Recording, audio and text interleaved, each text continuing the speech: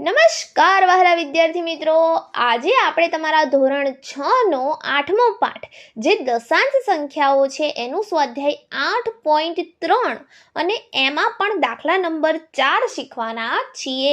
આની પહેલાના વિડીયોમાં આપણે આગળના દાખલા શીખી ગયા છીએ, તો તમે એ વિડીયો જરૂરથી જોજો. તો આજે આપણે દાખલા નંબર 4 શીખીશું.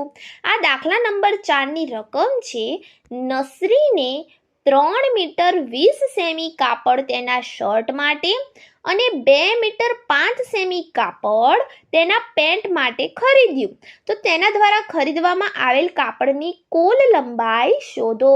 વિદ્યાર્થી મિત્રો, અહીં આપણને કુલ લંબાઈ શોધવાની કહી છે, એટલે કે આપણે શર્ટ માટેના કાપડની લંબાઈ અને પેન્ટ માટેના કાપડની લંબાઈ જે હોય એનો સરવાળો કરવાનો છે.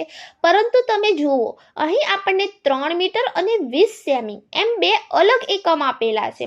તો જ્યારે આપણે સરવાળો કરવો હોય ત્યારે પહેલા આપણે આ એકમોને સરખાવવા પડે, માટે આપણે આ આખી રકમને મીટરમાં ફેરવવું પડે.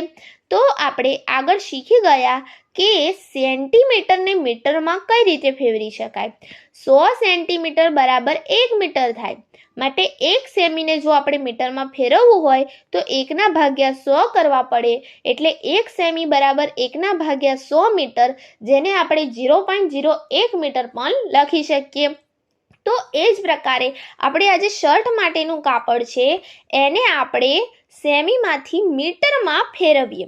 તો અહીં શર્ટ માટે ખરીદેલું જે કાપડ છે એ 3 મીટર 20 સેમી છે. તો અહીં 3 મીટર તો મીટરમાં છે જ, પરંતુ જે 20 છે એ સેન્ટીમીટરમાં છે. તો આપણે 20ને સેન્ટીમીટરમાંથી મીટરમાં ફેરવવા પડશે. તો જો 20ને આપણે મીટરમાં ફેરવવા હોય તો આપણે શું કરવું પડશે? એના ભાગ્યા 100 કરવા પડશે. તમે 1/100 મીટર એના ગુણ્યા કરી શકો, અથવા તો આ પ્રકારે 20/100 મીટર આ પ્રકારે ડાયરેક્ટ પણ તમે લખી શકો છો.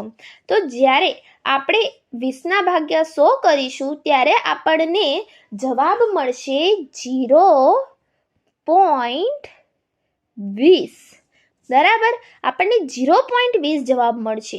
એટલે 0.20ની અંદર આપણે 3ને વત્તા કરીએ, 3 અહીં આવશે, કારણ કે 3 એ એકમના સ્થાને છે, માટે 3 એ 0ની નીચે આવશે અને એ રીતે આપણે એનો સરવાળો કરવો પડશે.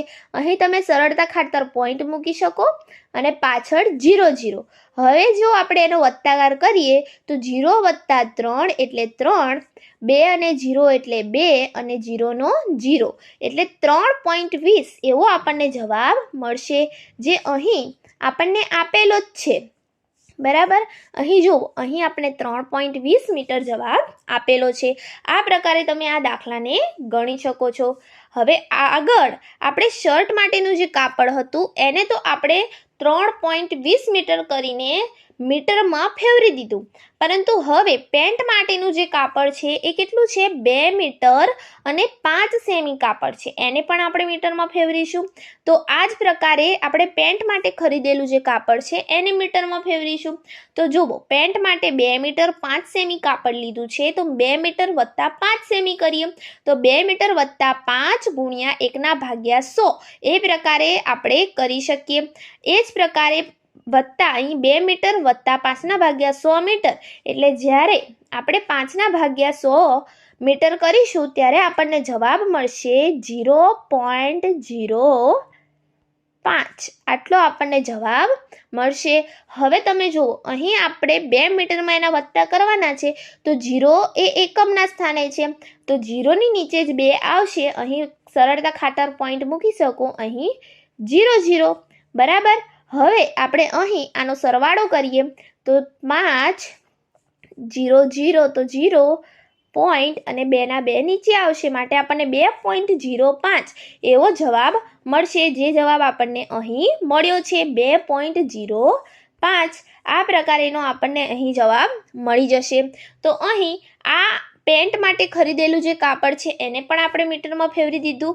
હવે આપણે જે 3 મીટર અને 20 સેમી કાપડ, એમાં 2 મીટર અને 5 સેમી કાપડ જેને આપણે મીટરમાં ફેરવ્યું તો જવાબ આવ્યો 3.20 મીટર અને આનો આવ્યો 2.05 મીટર. એનો સરવાળો કરીશું.